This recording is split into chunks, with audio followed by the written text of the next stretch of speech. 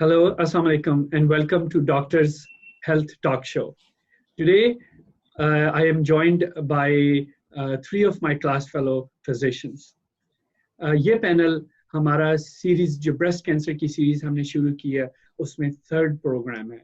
इस प्रोग्राम का फोकस जो है वो ब्रेस्ट कैंसर की ट्रीटमेंट, सर्जिकल ऑप्शंस हैं. और टुडे मेरे साथ मेरे फ्रेंड और medical oncologist doctor Mohammad Asfar इस पैनल को लीड कर रहे हैं. ये कंसल्टेंट मेडिकल ऑन्कोलॉजिस्ट हैं Prince Faisal oncology hospital in Buraidah, Saudi Arabia. Today, Dr. Mehnaz Mehboob is joining us. She's a consultant primary care physician and community rheumatologist in England. और उसके साथ हमें ज्वाइन कर रहे हैं हमारे colleague and friend doctor Ahmad Hassan, जो consultant breast surgeon हैं, professor of surgery at Sargodha medical college.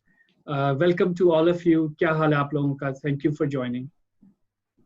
Thank you for inviting us again. Thank you, Farhan. Assalamu alaikum सारे. Thank you for inviting us. और उसके बाद Thank you all fine.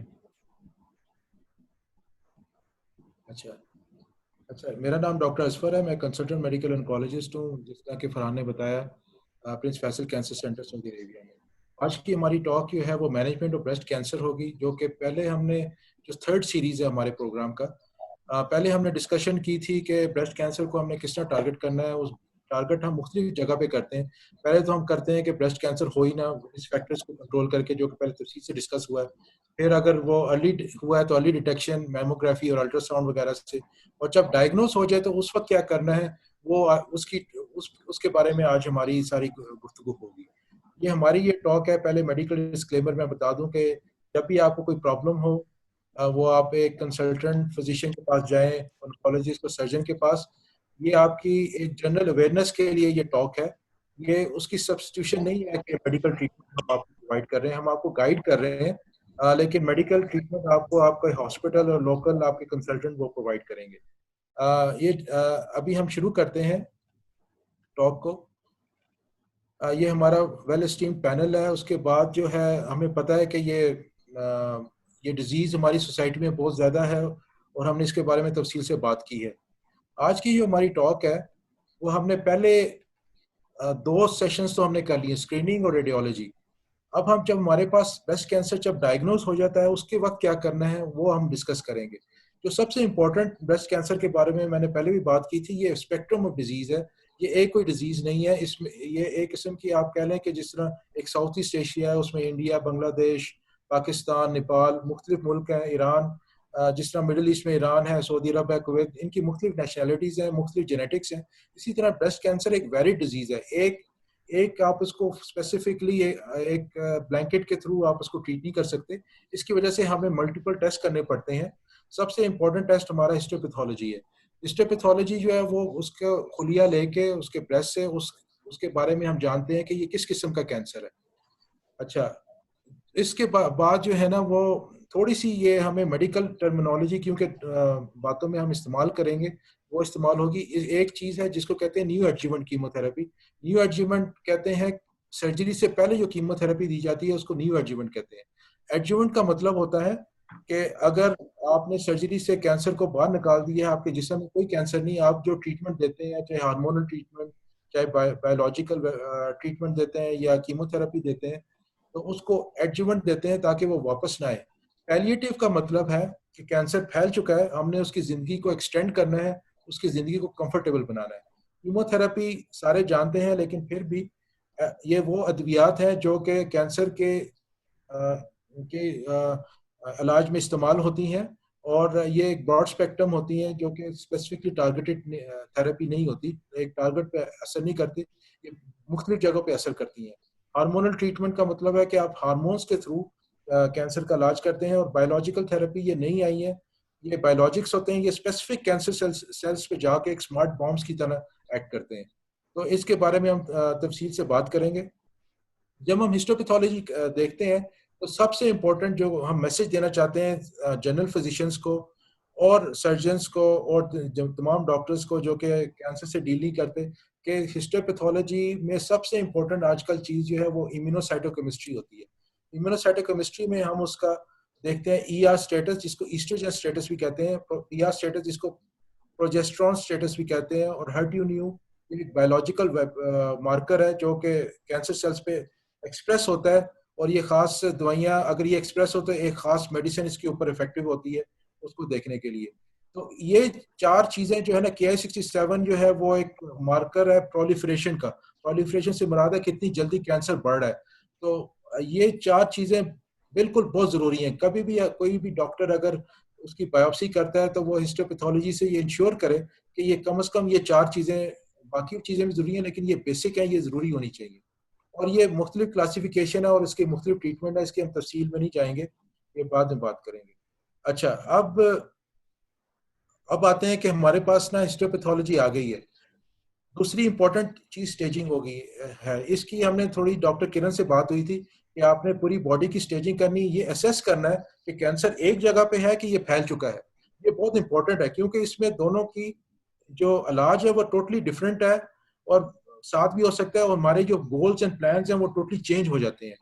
और इस चीज को जब स्टेजिंग कर लेते हैं तो हम सारे मिल बैठ के फैसला करते हैं, तमाम हॉस्पिटल्स में surgeon, medical oncologist, radiation oncologist, histopathologist और रेडियोलॉजिस्ट, कि अब मरीज के साथ बेस्ट ट्रीटमेंट क्या होगी। अच्छा, अब जब ब्रेस्ट कैंसर हमने देखना है, ये मैंने बड़ा सिंप्लीफाई करके बनाया है कि इसको हम चार चीजों में हम डिवाइड कर सकते हैं। एक बहुत इब्तदाई तौर पे जो ब्रेस्ट कैंसर है, एक जो है जो लोकल जो है तो लोकलाइज लेकिन जरा बड़ा हुआ है कैंसर, और एक जो है वो कैंसर फैल गया है लेकिन बंदा जो है वो तंदुरुस्त है, और एक जो कैंसर फैल गया है लेकिन बंदा जो है वो तंदुरुस्त नहीं है, वो बिस्तर पे वो पड़ा हुआ है या इतना अपना डेली के काम नहीं कर सकते। तो इसको हमने मुख्तलिफ ट्रीटमेंट, हमारे पास प्लान्स हैं, और हर हर मौके पे हमारे पास एक प्लान होता है जो कि मरीज को हेल्प कर सकता है।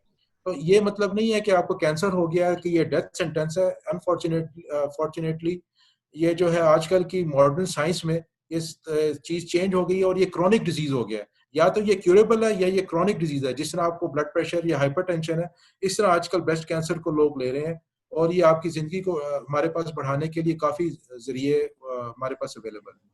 अच्छा, सबसे पहले हम अर्ली ब्रेस्ट कैंसर में आते हैं। और अर्ली ब्रेस्ट कैंसर में जो है वो मेरे पास क्योंकि ये हमारे सर्जन के साथ एक मिल बैठ के एक प्लान बनाते हैं। तो अर्ली ब्रेस्ट कैंसर को हम करते क्या हैं, मेरे साथ डॉक्टर अहमद हसन है। अर्ली ब्रेस्ट कैंसर का मतलब है कि आप उसको सर्जन देखता है, वो असेस करता है कि ये मैं कैंसर को सर्जिकली रिमूव कर दूंगा, और वो कैंसर जिसम में फैला नहीं हुआ। तो डॉक्टर अहमद हसन, आपको मैं वेलकम करता हूँ।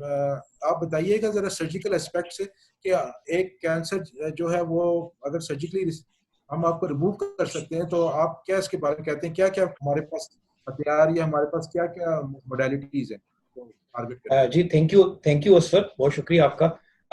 देखिए, अगर हम बात करते हैं अर्ली ब्रेस्ट कैंसर, या जिसको उर्दू में कहेंगे अगर ऐसा कैंसर जो बहुत शुरू में हम तशखीस करने में कामयाब हो जाएं, तो हमारे पास जो सबसे बेस्ट ऑप्शन ही होती है वो ये होती है कि हम ऐसा ऑपरेशन करें कि जो छाती में मौजूद रसोली है, उस रसोली और उसके साथ कुछ और नॉर्मल टिश्यू इस तरह निकालें कि बेसिकली खातून की वो छाती प्रिजर्व हो जाए, और इसको हम अपनी टर्मिनोलॉजी में वाइड लोकल एक्सियन बुलाते हैं, कहते हैं। सबसे इंपॉर्टेंट चीज जो यहाँ पर हमें पता होनी चाहिए कि एक बहुत बड़ा हिस्सा छाती की एक्सटेंशन कह लें, या छाती का जो बगल वाला हिस्सा होता है, बगल के नीचे मौजूद कुछ गिल्टियां होती हैं, उसको एड्रेस करना होता है। यानी हमें ये फैसला करना होता है कि छाती का कैंसर लोकली बगल में अगर फैल गया है या फैल सकता है तो हम उसको कैसे मैनेज करें।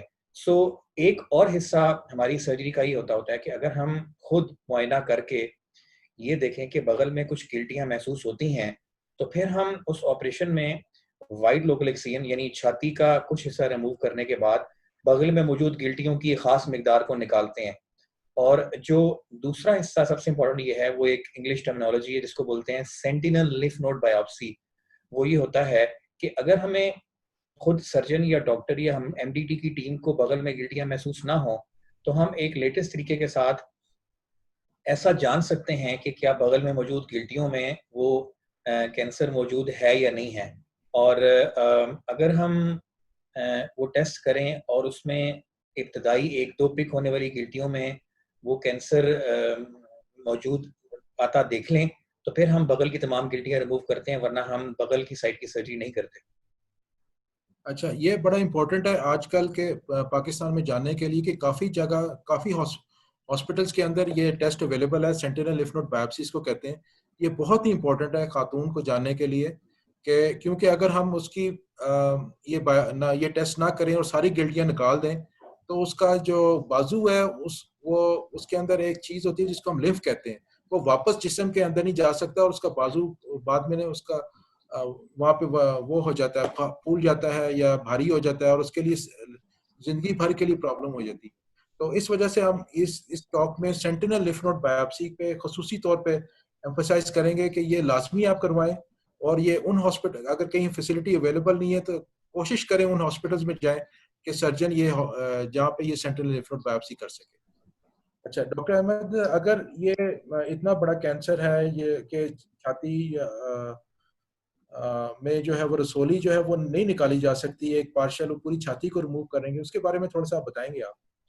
जी बिल्कुल सर, आई थिंक ये सबसे इम्पोर्टेंट चीज़ है। सो जो दूसरी ऑप्शन अवेलेबल होती है, ऑप्शंस तो खैर काफ़ी सारी अवेलेबल होती हैं, वो ऑप्शन ये होती है कि अब हम अगर कैंसर के असूलों के मुताबिक उस मरीज का छाती का ऑपरेशन करें तो छाती की गिल्टी का साइज इतना बड़ा होता है कि अगर हम गिल्टी को निकालें तो अल्टीमेटली दो चीज़ें बड़ी इंपॉर्टेंट रेलेवेंट हो जाती होती हैं। एक, हम सर्जिकल प्रिंसिपल्स की बुनियाद के ऊपर मुकम्मल तौर के ऊपर वो कैंसर या उसके साथ वाला क्लियरेंस मार्जिन नहीं ले पाते, और दूसरा, छाती की कंडीशन गिल्टी के बाद ऐसी होती है कि वो एक कॉस्मेटिकली एक्सेप्टेबल नहीं होती। सो ऐसी सिचुएशन के अंदर हम एक ऑपरेशन करते हैं जिसको बोलते हैं मॉडिफाइड रेडिकल मेस्टेक्टमी।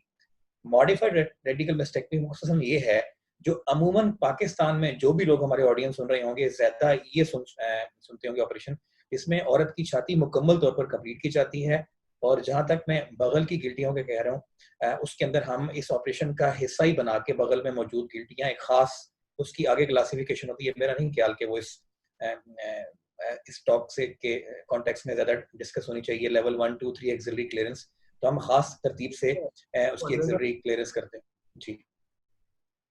अच्छा, ये बताइएगा कि एक मेरे पास ना क्लिनिक में काफ़ी ख़वातीन आती हैं, वो कहती हैं कि आप छाती हमारी निकाल दें, क्योंकि जब कैंसर डायग्नोज होता है तो पूरी फैमिली परेशान हो जाती है, खासतौर पे खातून। वो कहते हैं जी इससे जान छुड़ाई जाए, जो मर्जी आप करें, हमारे जो है ना छाती निकाल दें या बड़ा ऑपरेशन कर दें। तो इसके बारे में अपनी ज़रा राय बताइएगा कि वाइड लोकल अगर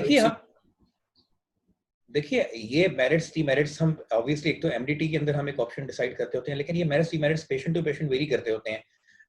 यहाँ ये बताना बहुत जरूरी है, मेरा ख्याल है कि जब हम वाइड लोकल एक्सीजन करते हैं तो हम उस ऑपरेशन जिसमें कुछ छाती को बचाने की कोशिश करते हैं उसके अंदर हम बाद में मस्ट करार देते हैं कि उस छाती को शुआएं यानी रेडिएशन देते होते हैं। तो एक्चुअली वाइड लोकल एक्सीजन जमा रेडियोथेरेपी छाती के मुकम्मल निकालने के बराबर हो जाती होती है। सो हमें पेशेंट को समटाइम्स ऑफर देनी होती है, दोनों जो भी हमारे सर्जिकल प्रिंसिपल्स या एमडीटी के हिसाब से होती हैं। हम कोशिश करते हैं आजकल के दौर के अंदर, अगर पेशेंट फिट हो रहा है, इसमें अगर हम पेशेंट की ब्रेस्ट को कंजर्व कर सकें, बचा सके, तो ऑफ लेट अब पूरी दुनिया में ये ट्रेंड आ रहा है कि हम पेशेंट की जो है वो छाती को बचाएं, और हम पेशेंट को वो एक्सप्लेन करने की कोशिश करते हैं कि मुकम्मल छाती से जान छुड़ाने वाले कॉन्सेप्ट को छोड़िए और हमारी बात का यकीन कीजिए कि अगर आप वाइड लोकल एक्सीजन के साथ शुआएं लगवा लेंगे तो ये इक्वल होती है मॉडिफाइड रेडिकल मेस्टेक्टमी के। जब हम उनको ये बताते हैं, as for I am sure आपके साथ भी ऐसा होता होगा, तो काफी लोग कन्विंस हो जाते हैं, डॉक्टर साहब अगर हमें आप ये तसल्ली कराते हैं ये दोनों बराबर हैं तो हमें कोई इतराज नहीं है कि छाती बचा लीजिए। जी, ये बात बहुत ज़रूरी है ताकि हमारे डॉक्टर्स और अवाम को पता चले कि दोनों इलाज बराबर हैं, कोई सुपीरियर नहीं है, बल्कि लेटेस्ट जो स्टडीज़ आ रही हैं उसमें पार्शियल जो रिमूवल है वो शायद बेहतर रिजल्ट शो कर रही है, क्योंकि ब्रेस्ट सर्जन उसमें ऑपरेट कर रहे हैं। अच्छा, अब जो रिकंस्ट्रक्शन के बारे में थोड़ा सा बताइएगा कि वो अगर छाती रिमूव हो जाए तो वो फैसिलिटीज़ उसके बारे में। जी, तो ये तो एक इंसान की यानी फितरत है कि इंसान अपने जिस्म का कोई भी हिस्सा अगर रिमूव करवाने के बारे में डिस्कस करता है तो उसकी जो है एक बहुत बड़ी जो है वो काउंसलिंग और उसको बहुत ये समझाना पड़ता है कि ये आपके लिए ज़रूरी है। सो कुछ दहाइयाँ पहले तो ये ऑप्शन हमारे पास नहीं होती थी, लेकिन हमारे पास ये ऑप्शन आ गई है कि हम पेशेंट को ये ऑफर करते हैं कि आप वो ऑपरेशन जिसके अंदर जिसका नाम MRM कहा गया, जिसमें छाती मुकम्मल रिमूव कर लेते हैं, उस ऑपरेशन के बाद हम कुछ ऐसे तरीक़ाकार और ऐसे ऑपरेशंस मज़ीद कर सकते हैं जिसके ज़रिए पेशेंट की एक्चुअली छाती दोबारा कॉस्मेटिकली दोबारा वैसे ही दिख सकती है। यानी यहाँ मुराद ये है कि जो पेशेंट को एक ये एहसास होता है कि उसका दोनों में से एक साइड की अगर छाती नहीं है, तो हम उसमें कुछ ऐसे प्रोस्थेसिस डाल सकते हैं, ऐसे कुछ ऑपरेशंस हैं जिसके अंदर पेशेंट दोबारा फील कर सकता है कि पेशेंट की छाती दोबारा वहाँ मौजूद है। जैसे सिलिकॉन प्रोस्थेसिस होते हैं। इसमें दोनों स्कूल ऑफ थॉट्स चलते होते हैं। एक हम बोलते हैं इमीडिएट रिकंस्ट्रक्शन, हम जो पहला गो एमआरएम कर रहे हैं उसके अंदर हम ये कर लेते हैं, ये आमतौर पे ज़्यादा मुरवज नहीं है। और एक डिलेड रिकंस्ट्रक्शन होती है, जब एक बार उसका इलाज सारा स्पेशली रेडियोथेरेपी हो जाती है तो उसमें हम कुछ इस तरह का तरीक़ाकार करते हैं कि पेशेंट दोबारा जो है वो एक कॉस्मेटिक अपना आर्टिफिशियल ब्रेस्ट उसमें यानी उसको हम दे सकते होते हैं। और यहाँ पर मैं आपको ये भी मेंशन कर दूँ जस्ट मुख्तसरन के जो हमारा निपल एरियोला कॉम्प्लेक्स है वो भी आर्टिफिशियल ऐसे आप रिकंस्ट्रक्शन हो जाते होते हैं कि पेशेंट को तकरीबन कॉस्मेटिकली यानी अगर वो खुद अपने आप को मरीज देखती है जी उसको कुछ पता नहीं चलता है कि उसकी बाजू का अच्छी सर्जरीज देखी है। हमारे पास एक फ्रेंच सर्जन है जो कर रहे हैं और वो अब बिल्कुल वो नहीं कर सकते कि सर्जरी हुई भी है कि नहीं हुई है। जी ये बहुत बड़ी डेवलपमेंट है जी मेरे ख्याल मेडिकल साइंस ब्रेस्ट कैंसर की सबसे बड़ी डेवलपमेंट ये है मेरे ख्याल। और दूसरा हमारे जो जिस तरह गाँव में सर्जन है उनके लिए जरा बताइएगा, या पेरिफेरी में सर्जन है बाज़ औक़ात, कि अगर डिजीज फैल गई है तो उसके बारे में सर्जरी का आपका क्या ओपिनियन है और वो मेडिकल साइंस क्या? आई थिंक असफर हमने आई वाज लकी कि हमने आपसे भी ये बहुत सारी बातें डिस्कस की हैं गुज़िश्ता कई सालों में। और ये सबसे इम्पोर्टेंट चीज़ है कि हमें जो मेडिकल ऑन्कोलॉजिस्ट हैं उनके फीडबैक और हमारे एक्सपीरियंस से हमने ये सीखा है कि जब हम जिसको स्टेज 4 कैंसर कहते हैं या मेटास्टेटिक कैंसर कहते हैं, अगर एक मरीज को हम वो लेबल कर देते हैं तो हमने मरीज की परेशानी को देखते हुए कि मेरी सिर्फ छाती काट दें, हमने मरीज का ऑपरेशन स्टेज 4 या फैले हुए मर्ज में नहीं करना। और हैरानकुन तौर पर डाटा कहता है कि 30 से 35% हमारे पास आते ही एमडीसी हैं, मेटास्टेटिक ब्रेस्ट कैंसर है। तो यहाँ समझना जरूरी है कि एक दो कंडीशंस होती हैं जिसमें उसमें खुदा ना खास्ता कीड़े पड़ जाएं या बहुत फाउल स्मेलिंग हो। तो हम जब मेटास्टेटिक ब्रेस्ट कैंसर की बात कर रहे हैं जो ऐसा कैंसर है मुख्तलिफ जिसमें एक लाइन में कि जिस्म में छाती से कहीं और फैल गया है, उसमें ऑपरेशन नहीं करना। और ये बहुत हैरानकुन बात होती है आज दिन तक हमारे रिस्पेक्टेड जूनियर सर्जन के लिए भी और इवन मरीजों के लिए भी। तो ये बड़ा इंपॉर्टेंट है बताना कि एक दो इंडिकेशंस के अलावा हमको as soon as we find a metastatic जैसे ही हमें मिलता है ये तो हम उसको डिस्करेज करते हैं। हाँ, ये इम्पोर्टेंट बहुत अच्छा आपने मैसेज दिया। इसमें थोड़ा सा मैं ऐड करना चाहूँगा कि अभी स्टडीज़ को जारी हैं कि अगर एक या दो तीन मेट्स हों जिस तरह लिवर में या लंग में एक मेट हो या फैल गया हो तो उसको प्राइमरी के साथ आप रिमूव कर सकते हैं। उस पर अभी स्टडीज जारी हैं लेकिन एक स्ट्रॉन्ग पॉइंट हमारी गाइडलाइंस में नहीं आया। एक्सपेरिमेंटल ये थेरेपीज जारी हैं वैसे, लेकिन जो आपका पॉइंट है इट्स वेल टेकन और ये हमारे जरा गौर फिक्र करें। और दूसरा अब एक और मैं यहाँ पे बात करूंगा कि बाज़ औक़ात मेरे पास आते हैं कैंसर या अहमद या सर्जन के पास आते हैं जो कि बड़े हुए होते हैं, लेकिन खातून कह रही होती है कि मुझे जो है ना वो मैंने ब्रेस्ट रिमूव नहीं करना या वाइड लोकल नहीं करना। उस वक्त हमारे पास एक और ऑप्शन है कि हम पहले कीमोथेरेपी देते हैं या हार्मोनल ट्रीटमेंट देते हैं हिस्टोपैथोलॉजी के मुताबिक, या वो जो है बायोलॉजिकल थेरेपीज देते हैं जिस तरह हर्सेप्टिन है, परटुजुमैब नए ड्रग्स आ गए तो वो पहले देते हैं। उससे ट्यूमर को ना श्रिंक कर लेते हैं। आप जब श्रिंक हो जाता है बाज़ औक़ात वो ट्यूमर बिल्कुल गायब हो जाता है। तो वो बड़ा इंपॉर्टेंट है। उसके बाद फिर सर्जरी करनी है। एक चीज़ मैं और एम्फसाइज करना चाहता हूँ, मैंने अपनी प्रैक्टिस में बहुत देखा है कि जब हम पहले कीमोथेरेपी देते हैं सर्जरी से पहले, ट्यूमर बिल्कुल गायब हो चुके होते हैं ब्रेस्ट से। आजकल इतना कीमो रिस्पॉन्सिव ट्यूमर है तो हमें पहले क्लिप डालना होता है ताकि वो जगह सर्जन ने लाजमी रिमूव करनी है। आप ये मरीज ये नहीं कहेगा कि चलो वो मरीज हमारे पास आते हैं हमारा तो वो गायब हो गया, लेकिन surgery is a part of treatment. ये हमने लाजमी करनी है, उस एरिया को हमने लाजमी रिमूव करना है। ये एक मेरा नेक्स्ट मैसेज है। जी मैं थोड़ा सा इसमें ऐड करूंगा असफर। जो प्रैक्टिकली हम देखते हैं आपकी जो आखिरी स्टेटमेंट है, जस्ट टेक 30 सेकंड्स। सो होता ही है इतना अच्छा रिस्पांस आता है कि अब आपको बहुत बड़ी मिकदार में एटलीस्ट जिस दुनिया के जिस हिस्से में मैं काम कर रहा हूँ वहां पर बाद लोग कहते हैं डॉक्टर साहब अब तो हमारी गिल्टी है ही नहीं।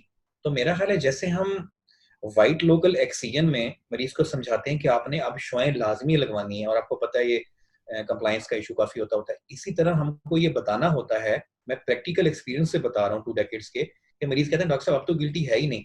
तो ये हम प्रिंसिपली उनको बकायदा लिख के पेपर पे बताते हैं कि एमडीटी का ये डिसीजन है और हम ऐसे करेंगे और ये रिस्पॉन्स आ सकता है, और वहाँ पे फिर आपकी क्लिप वाली बात इंपॉर्टेंट है। तो ये बहुत इंपॉर्टेंट पॉइंट है कि मरीज को बताना है कि गिल्टी का गायब होना ऑपरेशन से बचने का रास्ता नहीं है।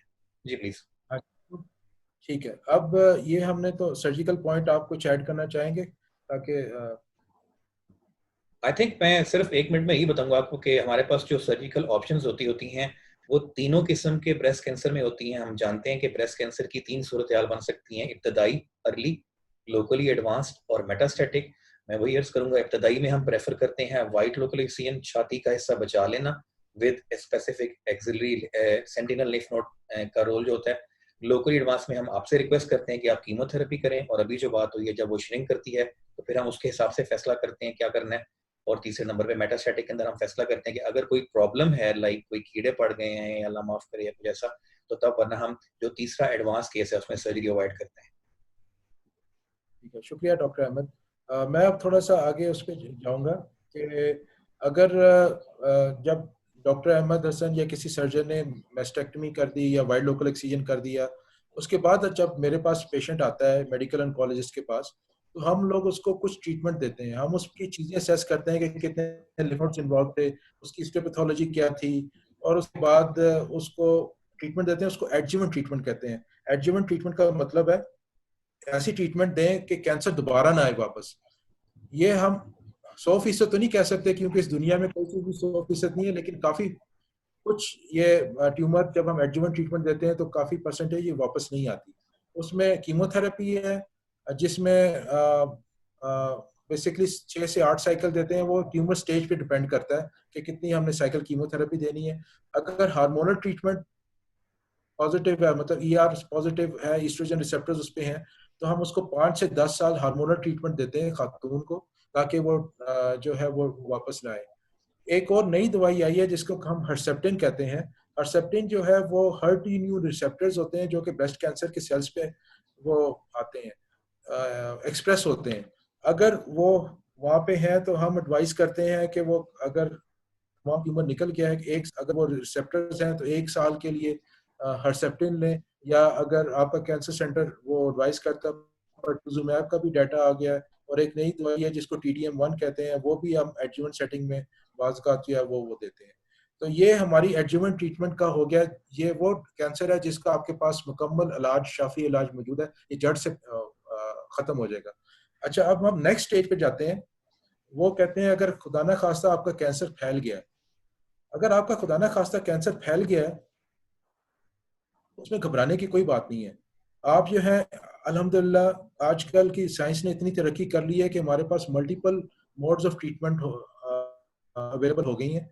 अब मसला ये है कि हमने टारगेट करना है। पहले हमारा क्यूरेटिव इंटेंट था, लेकिन अभी तक हालांकि मैंने देखे हैं कि काफ़ी मेटास्टेटिक ब्रेस्ट कैंसर भी क्योर होते हुए, लेकिन as far as majority of patients हैं वो अभी क्योर हमारा पॉसिबल नहीं है, लेकिन हम लाइफ प्रोलॉन्ग कर सकते हैं। और लाइफ कितनी प्रोलॉन्ग होती है, मैं अपने पर्सनल एक्सपीरियंस से बताता हूँ कि बाज़ औक़ात ये जो है वो 7-8 साल, जो मेरा जो कंसल्टेंट का एक्सपीरियंस है, कुछ पेशेंट्स मेरे पास शुरू से थे और अभी तक चले आ रहे हैं, 10 साल उनको हो गए, they are following with me. और ये पर्सन टू पर्सन वेरी करता है। तो आप जो है वो उसके लिए जो जब किसी एक कैंसर फैल जाता है तो हम उसको देखते हैं कि उसका परफॉर्मेंस स्टेटस क्या है। परफॉर्मेंस स्टेटस से मुराद ये है कि वो चल फिर रहा है, अपने काम कर रहा है।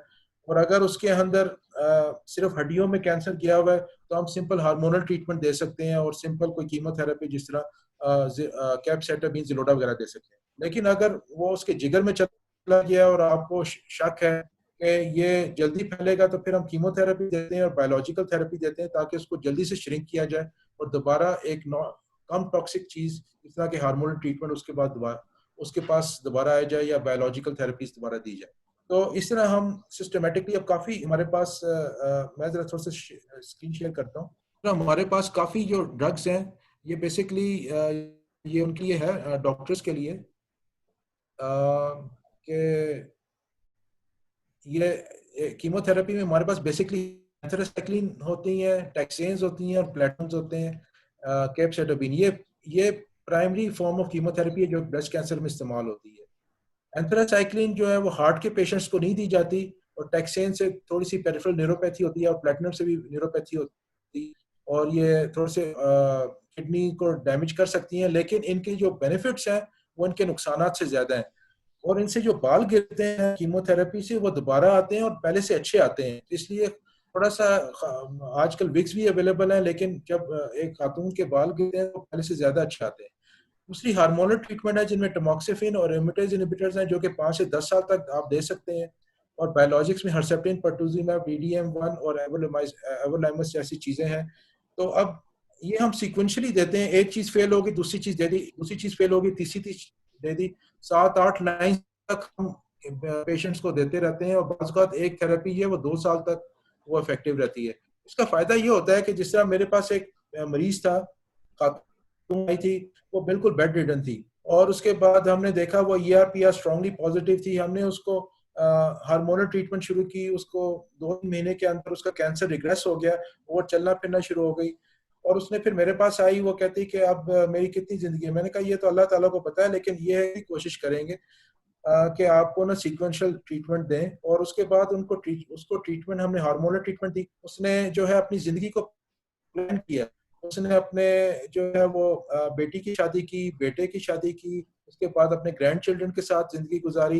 वो 7-8 साल मेटास्टैटिक ब्रेस्ट कैंसर के साथ वो जिंदा रही, जबकि फिर आखिर में जाके वो हुई। उसने अपने ज़िंदगी के तमाम गोल्स जो थे वो अपने फिनिश किए, 7-8 साल उसको मिल गए। आखिर में इनएविटेबल उसके साथ हो गया।